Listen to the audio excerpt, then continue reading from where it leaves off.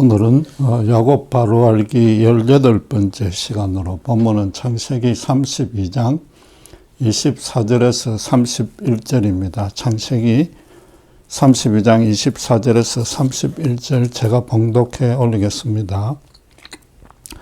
야곱은 홀로 남았더니 어떤 사람이 날이 새도록 야곱과 씨름하다가 자기가 야곱을 이기지 못함을 보고 그가 야곱의 허벅지 관절을 치매 야곱의 허벅지 관절이 그 사람과 씨름할 때 어긋났더라. 그가 이르되 날이 세려하니 나로 가게 하라. 야곱이 가로 이르되 당신이 내게 축복하지 아니하면 가게 하지 아니하겠나이다. 그 사람이 그에게 이르되 내 이름이 무엇이냐. 그가 이르되 야곱이나이다. 그가 이르되 내 이름을 다시는 야곱이라 부를 것이 아니요 이스라엘이라 부를 것이니 이는 내가 하나님과 및 사람들과 겨루어 이겼음이니라. 야곱이 청하여 이르되 당신의 이름을 알려주소서. 그 사람이 이르되 어찌하여 내 이름을 묻느냐 하고 거기서 야곱에게 축복한지라. 그러므로 야곱이 그곳 이름을 브니엘이라 하였으니 그가 이르기를 내가 하나님과 대면하여 보았으나 내 생명이 보존되었다 함이더라. 그가 브니엘을 지날 때 해가 돋았고 그의 허벅다리로 말미암아 절었더라. 약복 강가에서 야곱이 하나님의 사자와 밤새 끈질기게 씨름하여 이김으로써 이스라엘이라는 새 이름을 얻게 된 본문의 이야기를 모르는 신자는 없을 것입니다. 본문은 그래서 끈질기게 끝까지 기도하여 응답받는 믿음의 대표적인 사례로 가르쳐져 왔습니다. 그 가르침 자체는 틀리지 않고 신자는 당연히 그렇게 기도해야 됩니다. 그러나 기도를 끈질기게 해야 한다는 것은 구태여 성경을 읽지 않고도 알 수 있는 초보적인 진리입니다. 성경을 그 내용만 대충 훑어보는 식으로 평면적으로 읽어서는 안 됩니다. 전후 문맥은 물론이고 본문 뒤에 숨겨진 내용까지 입체적으로 읽어서 본문이 정말로 말하는 바가 무엇인지 찾아내야 합니다. 무엇보다 성경은 하나님의 살아 역사하는 말씀이기 때문에 그분이 구체적으로 무엇을 계시하고 있는지 정확하게 들을 줄 알아야 하고 또 그 들은 바를 실제 삶에 적용하고 실천해야 됩니다. 성경에서 하나님의 말씀을 듣는 방법은 사실은 아주 간단합니다. 그분이 직접 하신 말씀이나 그분에 대해서 설명하는 내용을 잘 따져보면 됩니다. 본문에서는 28절에 하나님은 야곱에게 당신과 겨루어 이겼다는 뜻으로 이스라엘이라고 부르겠다고 말씀하셨습니다. 그에 대해서 야곱은 30절에 하나님과 대면하여 보았으나 내 생명이 보존되었다는 뜻으로 그것을 브니엘이라고 불렀습니다. 하나님이 야곱에게 새 이름을 주신 것은 그에게 당신의 뜻을 계시한 것입니다. 야곱이 그것을 브니엘이라고 칭한 것은 그 계시를 듣고 자기 삶에 적용한 것입니다. 그럼 우리도 하나님과 야곱이 각기 무슨 뜻으로 그런 이름을 지었는지 정확히 살펴서 우리 삶에도 그대로 적용해야 됩니다. 야곱은 가축대를 둘로 나누고 한때는 에서에게 주기로 결정했습니다. 틀림없이 사자들에게 그런 의향을 전하라고 했을 텐데도 에서가 군대를 몰고 온다고 하니까 두렵고 갑갑해서 여호와께 기도를 했습니다.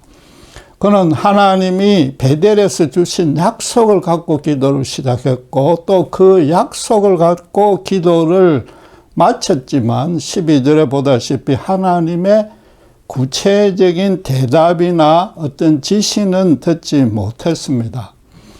에서로서는 야곱이 조용하게 장막에 거하길 좋아하는 자인 줄 잘 아니까 야곱이 거부가 되었다는 말부터도 우선 믿기지 않았을 겁니다. 그러니까 가축에 반대를 준다는 사자들의 말을 들었지만은 아예 실감나지도 않았고 또 설령 그것이 사실이라 해도 틀림없이 야곱이 또 어떤 술수를 부리는 것은 아닌지 의심했을 겁니다. 팥죽 한 그릇에 장자권을 팔아남긴 그 뼈아픈 실수를 다시는 하고 싶지 않았을 것입니다. 이번에는 그 반대가 14절 15절에 보듯이 숫자가 아주 많지만은 자기 소유로 완전히 받아 넘겨받지 않고는 무슨 말을 해도 믿지 않으려고 단단히 결심했을 것입니다. 그래서 조금이라도 기만하는 눈치가 보이면 바로 처단할 작정으로 군대를 끌고 온 것입니다. 신중하고 생각이 깊으며 형의 성격을 잘 아는 야곱입니다. 그래서 이제는 22절 23절에 보다시피 자기 재산 전부를 여러 대로 나눠서 간격을 두고 출발시켰습니다. 에서가 계속해서 그 가축대가 나타나면 아무래도 이게 굉장히 많다고 여겨질 것이고, 또 자기에게 주는 예물이라는 말을 들으면 자연스럽게 야곱에 대한 분노도 누그러질 것입니다. 이런 치밀함은 야곱의 원래 기질이기도 하지만은 지난 20년간 그 노회한 라반을 상대하다 보니까 터득한 현실적인 지혜였던 겁니다. 23절에 보다시피 가족까지 다 떠나보낸 후에 이제 야곱은 홀로 남았습니다. 자기 혼자만 살겠다는 뜻이 아니라 이 계획이 잘 먹히기를 바라며 따로 혼자서 조용히 기도하기 위해서일 겁니다. 그런데 성경은 24절에 어떻게 말하고 있습니까? 야곱이 기도했다는 구체적인 진술은 전혀 없고 어떤 사람과 씨름했다고 갑자기 말하고 있습니다. 이건 상식적으로 일어날 수 없는 일입니다. 100세가량 노인이 된 야곱이 밤중에 지나가는 나그네 아무나 붙들고 혹은 그 반대로 지나가던 나그네가 야곱에게 우리 씨름이나 한판 하자고 청할 리는 없지 않습니까?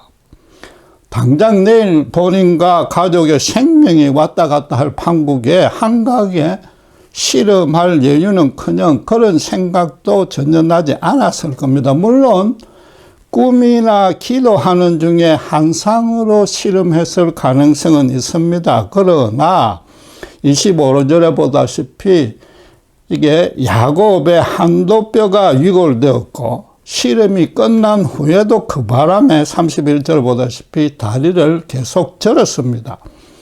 어쨌든 야곱이 신령한 존재와 어떤 초자연적인 대면을 하고 씨름을 했던 것은 분명한 사실입니다. 그렇다면 이건 무슨 뜻이 됩니까? 하나님의 천사가 먼저 나타나서 야곱에게 씨름하자고 도전한 것입니다. 또 그 씨름이 천사 때문에 시작되었다면은 본문이 가르치려는 첫째 내용이 야곱의 집념어린 기도가 아니라는 뜻이 됩니다. 이 대부분의 신자들이 본문 해석에 아주 중요한 단서가 되는 이 기초적인 사실조차 놓치고 있습니다. 거기다 상식적으로 진짜 말이 안 되는 것은 따로 있는데 아무리 믿음과 담력이 강한 인간이라도 하나님의 천사와 싸워서는 절대로 이길 수 없다는 사실입니다.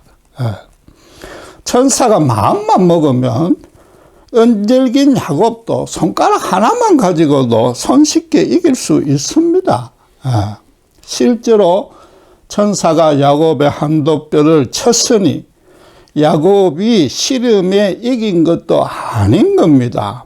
이건 아버지가 어린 아들과 씨름을 하면서 하면 아무리 해도 아들이 아빠를 이기지 못하는 것과 같습니다. 그렇다고 순식간에 아버지가 이겨가지고 자기 힘 자랑만 하는 그런 바보 같은 아빠는 없습니다. 아빠도 힘에 버거운 척 하면서 열심히 맞장구를 쳐줍니다. 예. 아들에게 용기와 담력을 심어주면서 자연스레 실험에 관한 여러 가지 기술을 터득시키려는 뜻인 겁니다. 마찬가지로 지금 천사는 실험을 통해서 야곱의 믿음을 시험하고 연단하고 각성시키려고 곧바로 이기지 않고 밤새 그냥 실험에 응해 준 겁니다.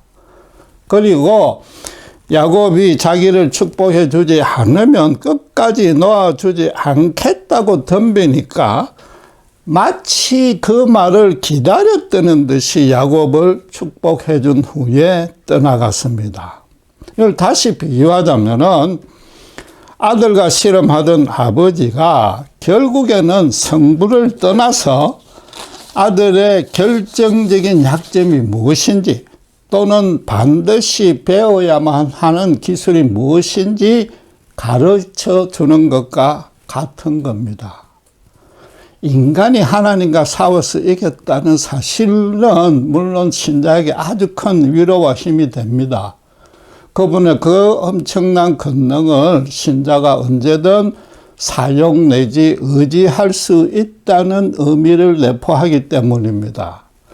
그런데 우리의 생각이 그런 섣부른 기대에 묶여가지고 인간이 하나님은 물론이고 그분의 천사와 겨루어도 절대 이길 수 없다는 이 초등학생도 알 수 있는 진리를 예면해 버렸습니다. 성경 자체가 말하는 바에는 길을 막고 처음부터 자기가 보고 싶고 알고 싶고 듣고 싶은 관점으로만 성경을 읽은 탓입니다. 두 사람의 이 실험의 승패를 다시 잘 한번 본문을 통해 따져보십시오. 천사가 일부러 져준 것도 아니며 단순히 졌다고 말만 한 것입니다. 그리고 아무 성패 없이 해가 뜨자 서로 헤어졌기에 무승부로 끝난 겁니다. 정확히 말하면 천사가 야곱을 위급을 시켰고 무엇보다도 먼저 찾아와서 자기 뜻대로 다 이루고 돌아갔으니까 당연히 이건 야곱이 진 겁니다. 아버지와 아들의 실험에서 성패는 사실상 아무 의미가 없지 않습니까? 자식을 성장시키고 서로 간에 사랑이 더 깊어진다면은 아버지로서는 뭐 지든 이기든 전혀 상관하지 않는 겁니다. 정작 주목해야 될 사항은 천사가 이날 밤에 처음으로 찾아온 것이 아니라는 겁니다. 야곱이 에서와 제상봉을 준비하기 전에도 라반과 헤어지고 출발하자 창세기 32장 1절 2절에 여호와의 군대를 만났습니다.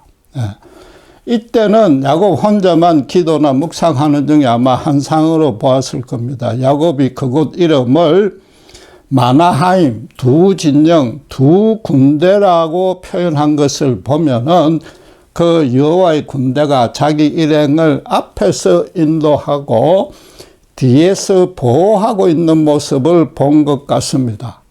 아마도 그래서 에서와 만날 때 어떻게 할지 궁리하고 있던 차에 가족들을 둘로 나누려는 지혜를 거기서 얻었을 겁니다. 거기다가 그 32장 2절을 보면은 성경은 야곱이 군대를 보았거나 만났다고 하지 않고 하나님의 사자들이 그를 만났다고 말합니다. 이 만남의 주체도 선도적이고 주도적이고 능동적으로 행하시는 하나님이 먼저 와 주셨다는 뜻입니다. 하나님은 야곱의 눈에는 보이지 않고 귀에도 들리지 않지만 그와 단 1mm의 간격도 떨어지지 않고 항상 바로 곁에 계셨던 겁니다. 베델에서 고향으로 반드시 돌아오게 해줬다고 약속하신 것을 그분은 한 번도 잊지 않고 지키고 있었습니다.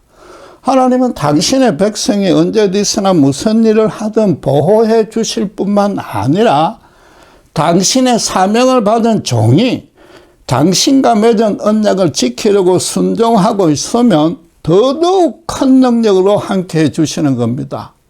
신자가 땅끝까지 세상 끝날까지 복음을 전하고 있으면은 하늘과 땅의 모든 권세와 함께 동행해 주시겠다는 예수님의 약속이 이미 2000여 년 전에 야곱에게 실현된 겁니다. 큰 상심 중에 가나안 땅을 떠날 때부터 베델에서 하나님이 꿈에 먼저 야곱에게 나타나서 기항을 보증해 주었습니다. 라반과 이별하고 가나안으로 출발하자 앞뒤로 호위하는 여호와의 군대 한 상을 보여주었습니다. 그래도 연약한 인간인지라 야곱은 에서가 400명 군대를 이끌고 온다는 소식을 듣자 두려워서 기도했습니다. 나름 최선의 계획대로 실행했지만은 과연 형이 그 수많은 예물에 마음을 들여야 할지, 또 자기 가족들을 큰아버지라는 입장에서 사랑으로 품어줄지 도무지 자신이 서지 않았습니다.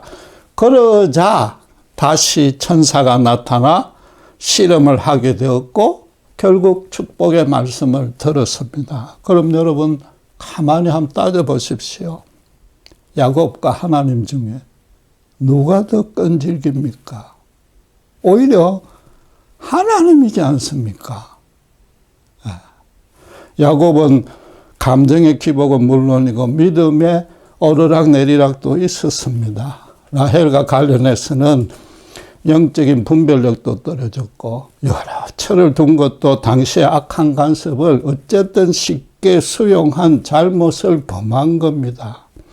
인간의 생각과 믿음은 연약하고 어리석어서 하루에도 수십 번씩 바뀝니다. 어지간한 노력 없이는 이런 집념과 끈기를 실행할 수 없기 때문에 지금 야곱은 여호와를 믿지만도 심히 두려워서 깝깝해지는 겁니다. 야곱에 비해서 하나님의 집념이 더 끈질기다고 제가 말씀드렸지만 엄밀히 따져서 그건 틀린 말입니다. 그분은 처음부터 끝까지 당신의 뜻과 계획을 단 하나도 수정하거나 가감하거나 왜곡하거나 포기하지 않고 일관되게 똑같이 행하십니다. 지금도 하나님으로서 당신의 약속을 그대로 수행하고 있을 뿐입니다. 그분으로서는 이건 너무나 당연한 일이며 그대로 하지 않는 것이 오히려 그분에게 더 이상할 따름입니다. 하나님은 당신께서 당신의 종에게 당연히 행해야 할 바를 그냥 지금 묵묵히 행하고 있는 겁니다. 야곱의 집념이 하나님을 이긴 것이 아니라 그 당신의 변함없는 뜻과 계획대로 하나님이 야곱과 밤새도록 씨름해서 이긴 겁니다. 물론 야곱의 끈기는 우리가 본받아야만 할 만큼 특출했던 것은 분명한 사실입니다. 그러나 우리도 막상 이날 밤에 야곱과 동일한 처지가 되었다면 그렇게 하지 않겠습니까? 당장 내일 목숨이 오고 갈 판인데 끈질기게 여호와의 천사에게 내일 아무 일 없이 지켜주고 형과 진심으로 화해하게 해달라고 물고 늘어지지 않을 자가 어디 있겠습니까? 그런데 우리가 야곱같이 끈질기게 기도했을 거리란 이 말도 사실은 99% 틀린 말입니다. 왠지 아십니까? 우리가 야곱같이 거부가 되면 우리 중에 99%는 구태여 가나안으로 돌아가지 않고 다른 곳으로 이주했을 것이기 때문입니다.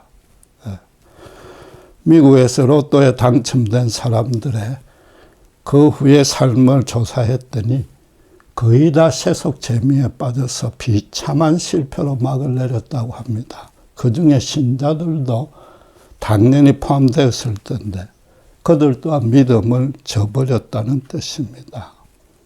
야곱도 자신과 자식들의 생명만 걱정되었다면 구태여 가나안으로 돌아갈 필요가 없었습니다.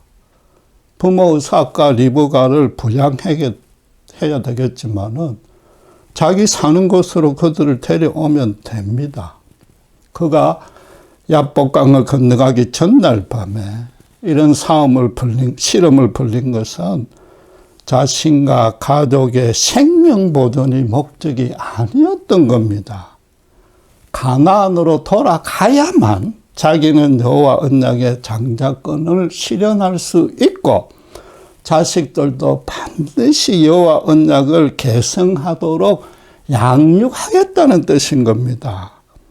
하나님과 언약을 맺었다는 어떤 종교적 의무감 때문에 또 혹시라도 지키지 않으면 벌을 받을까 두려운 것도 아닙니다.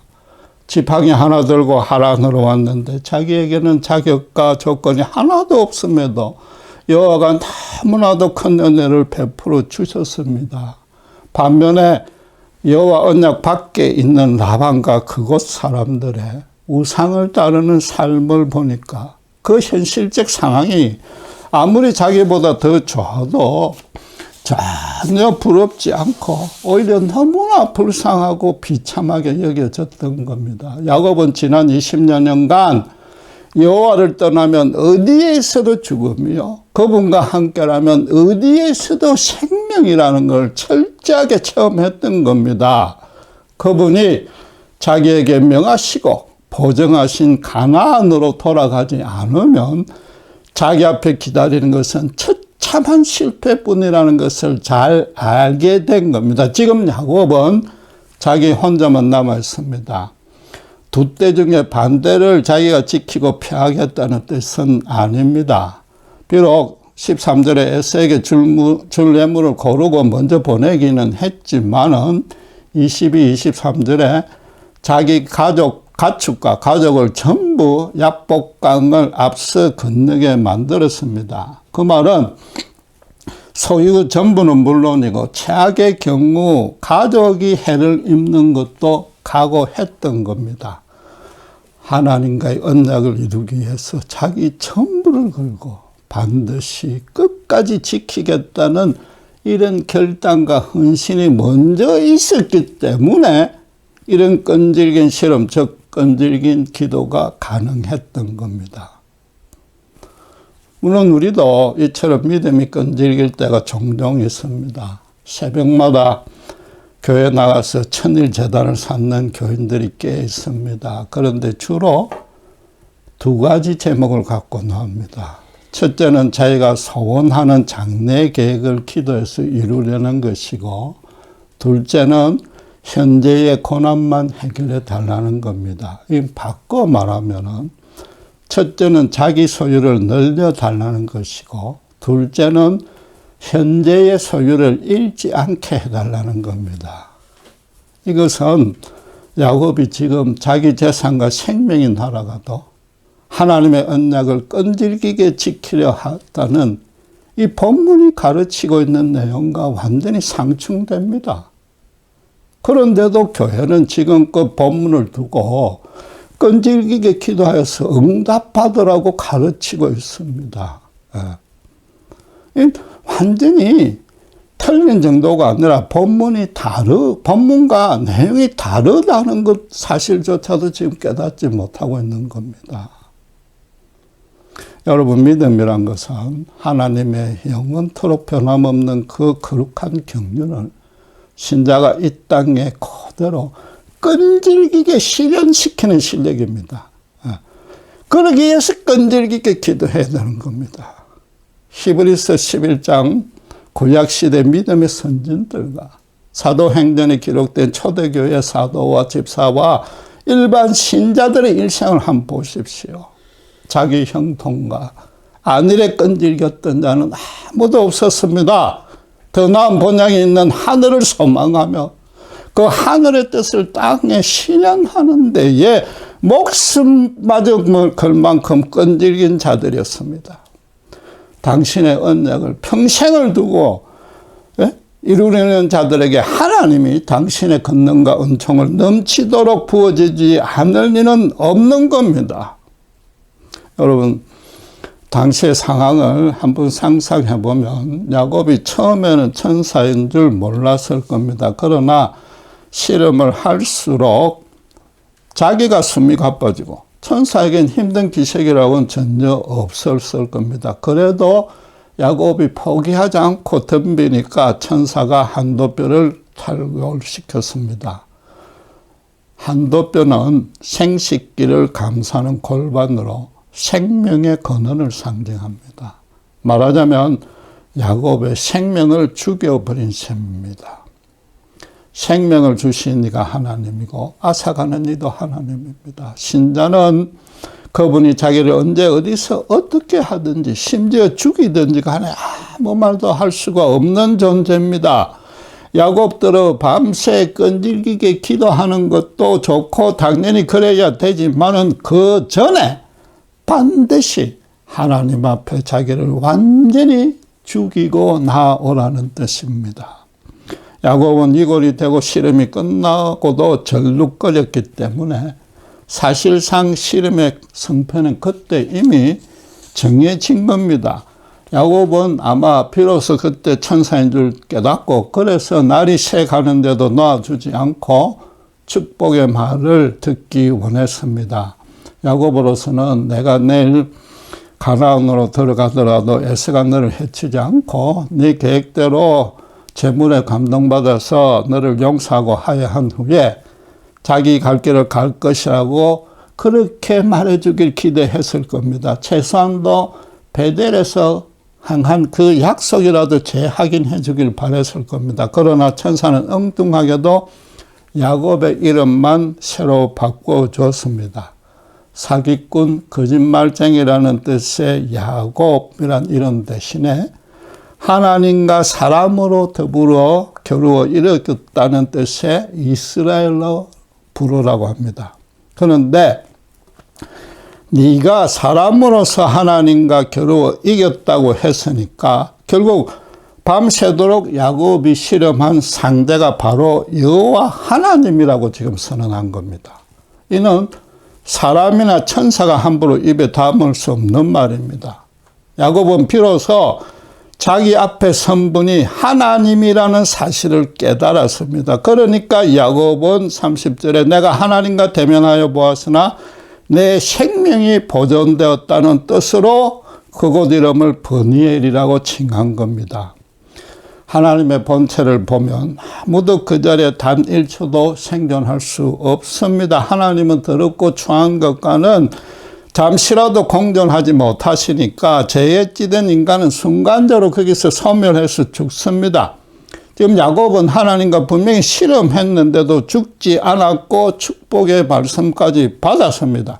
그럼 하나님이 인간의 몸으로 더럽고 추한 이 땅에 오셔서 야곱에게 위로하고 격려를 해준 겁니다. 바로 마리아에게 동정녀 탄생으로 성육신하기 전에 독생자 예수님이 똑같은 모습으로 야곱을 만나 준 겁니다.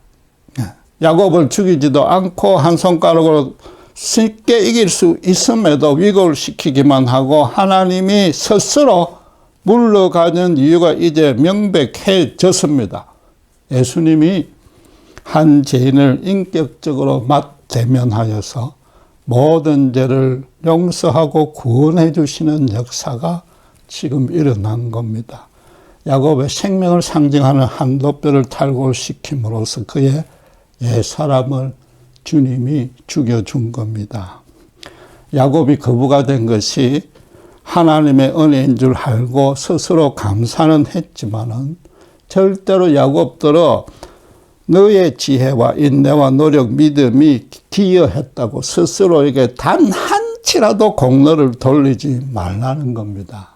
마지막에는 라반의 거짓과 흉내가 다 드러나고 야곱의 무죄가 증명되어서 야곱이 아주 정직하고 성실한 사람이란 것을 인정받았지만 혹시라도 그것 때문에 스스로 어렵다는 착각도 절대 하지 말라는 겁니다. 인간이 이룬 의와 공로와 선행이 인간사에서 아무리 칭송을 받았어도 그 모든 것은 주님 앞에 나오는 데는 당장 태워 없애야 될 역겨운 냄새가 나는 쓰레기에 불과한 것입니다. 지금 하나님이 일부러 저 줬다고, 졌다고 선언해 주는 그런 은혜가 없다면은 야곱도 라반과 똑같이 당신 앞에 죽어 마땅한 죄인이었던 겁니다. 윤리적으로 따져도 이 장인과 사위 둘 다 천하의 거짓말쟁이였지 않습니까? 우리라고 전혀 다르지도 않습니다. 통계에 따르면 정상적인 사람도 하루에 200번가량 거짓말한다고 하지 않습니까? 그리고 야곱은 시름이 끝나도 그로 인해서 31절에 다리를 절었다고 말하는데 원어로는 이건 계속해서 쩔룩거렸다는 뜻입니다. 말하자면 평생을 그런 불구가 된 것입니다. 그는 그날 낮에 여호와의 은혜를 받을 자격과 조건이 하나도 없다고 이미 고백했습니다. 주님은 기도를 통해서 야곱에게 그런 고백을 이미 받았음에도 구태여 그를 다시 불구로 만드는 것은 평생토록 그 고백대로 살아가라는 뜻입니다. 인간이라면 누구라도 믿음과 별개로 정직하고 성실하고 선하게 살아야 됩니다. 그러나 신자는 그런 선행에도 자기에게 자랑할 만한 요소가 눈꼽만큼도 없음을 철저하게 깨달은 자입니다. 하나님의 은혜가 없으면 단 한순간도 제대로 살 수 없는 연약하고 비천한 존재임을 고백하는 자가 신자입니다. 유대인에게 이름은 그 사람의 특성과 삶과 인생은 물론이고 그 존재 자체를 상징합니다. 야곱이 절뚝거리며 걸음을 옮길 때마다 하나님을 직접 대면하고도 살아남았던 오늘 밤의 체험이 생생하게 기억날 것입니다. 하나님의 이긴 자로서 절뚝거리며 살아가는 것이 야곱의 새로운 정체성이 된 겁니다. 하나님이 인간에게 패배한다는 것은 꿈에도 있을 수 없는 일인데도 당신께서 야곱에게 졌다고 선언했습니다. 결과적으로는 야곱의 집념 어린 기도가 응답받은 것이지만은 결코 야곱의 믿음으로 승리한 훈장이 아니었습니다. 이 놀라운 은혜를 아셔야 됩니다. 하나님이 그를 신실하게 보호하고 인도하신다는 당신의 집념을 그의 몸에 완전히 아로 새겨준 겁니다. 예수님이 제자들에게 날마다 자기를 부인하고 자기 십자가를 지고 당신을 따르라는 그 말씀이 지금 야곱에게도 선포된 겁니다. 여러분 지금 야곱의 이야기를 하고 있는 것이 아니라 바로 우리 이야기입니다. 예수님의 십자가 은혜로 구원받은 신자는 야곱과 같은 체험을 이미 통과한 것입니다. 예수님을 개인적으로 인간적으로 1대1 대면한 체험이 있어야 됩니다. 그래서 자신의 옛사람, 자기 위주로 자기를 높이던 삶을 완전히 청산해야만 되고 성령으로 거듭난 자는 그럴 수 있습니다. 세상과 사람들이 자기 위주로만 돌아가야 된다는 고집을 완전히 버려야 됩니다. 그 전에 정말로 하나님 앞에 자기는 전혀 무익하며 죽을 수밖에 없는 천하의 죄인임을 절감하고 진정으로 그걸 토설해 내야 됩니다. 무엇보다도 신자가 된 후에도 한도뼈가 부러져서 쩔뚝거리며 걸어가고 있어야 되는 겁니다. 자기를 높이려는 것은 바로 죽음이므로 세상에서 궁핍하고 후패하여서 모멸과 멸시 비방을 받더라도 그렇게 평생을 사는 것이 더 좋다고 절감해야 되는 겁니다. 다시 강조하지만 야곱이 끝까지 예수님을 물고 늘어진 까닭이 자기 생명을 살리려는 게 아니었고 하나님의 장자로서 가나안에 들어가지 못하면 차라리 죽는 것이 낫다는 헌신 아니 순교의 뜻이었습니다. 이날 밤에 야곱에 일어난 변화는 아주 간단합니다.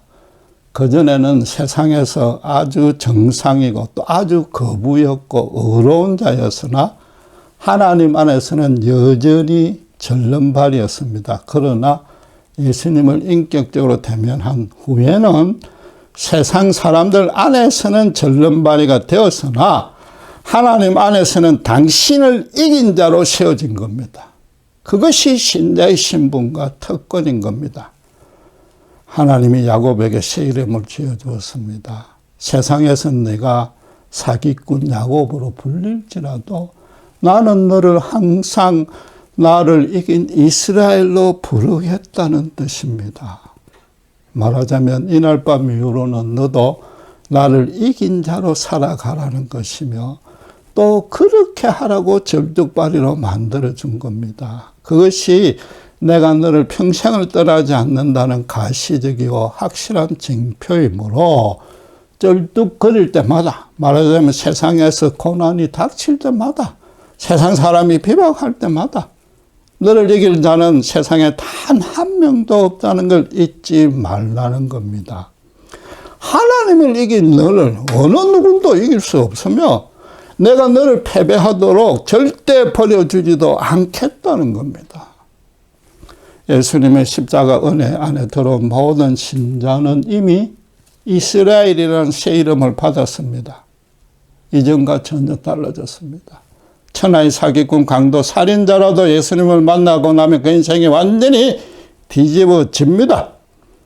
인간적인 의와 믿음으로 하나님을 믿으려고 결단해서 그렇게 된 것이 아니라 오늘 살펴본 대로 하나님의 집념어린 그 사랑과 긍휼이 먼저 찾아와셔서 우리의 완악한 고집과 불신과 패역을 이겨낸 것입니다. 우리 속에 경고했던 그 사탄의 진을 성령이 완전히 역사에서 무너뜨린 겁니다. 야곱과 라반처럼 천하의 죄인이었던 우리를 예수님의 십자가 보혈의 은혜로 당신의 자녀로 삼아서 어떻게 사탄과 세상에 승리하는 자로 세워주셨습니다. 오늘 본문이 이스라엘이 하나님 당신뿐만 아니라 사람들과 겨루서도 이겼다고 말합니다. 네. 하나님이 그렇게 세워주셨다면 하나님이 책임 안 질 리도 없기 때문에 신자가 할 일은 사람들 앞에서, 흑암의 세력 앞에서 하나님과 겨루 이긴 자라는 그 신분과 권능으로 당당하게 맞서는 것뿐인 겁니다. 로마서 8장 37절에서 39절로 결론을 삼겠습니다.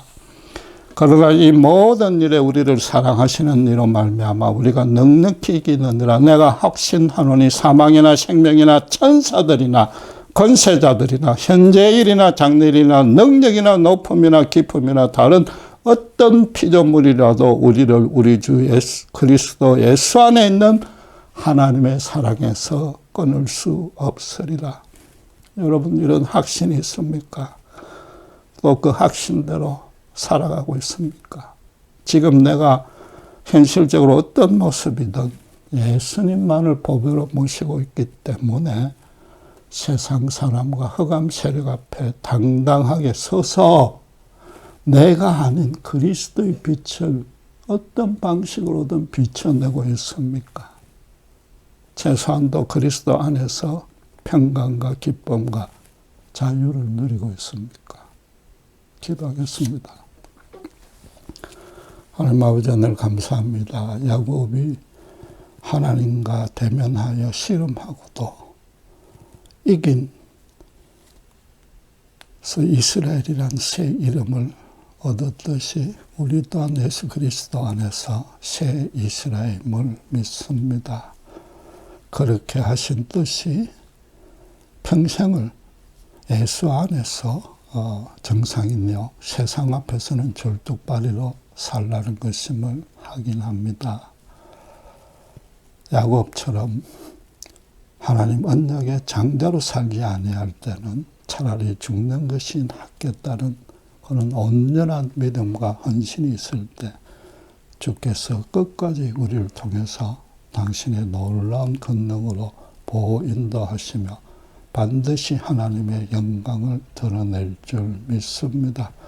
저희들을 이 일에 마음껏 주님의 집념으로 끝까지 들어 사용하셔서 주님께만 영광 돌릴 수 있는 정말 복받은 성도들이 다들 될 수 있도록 축복해 주시옵소서. 감사합니다. 우리 주 예수 그리스도 이름으로 기도드렸습니다.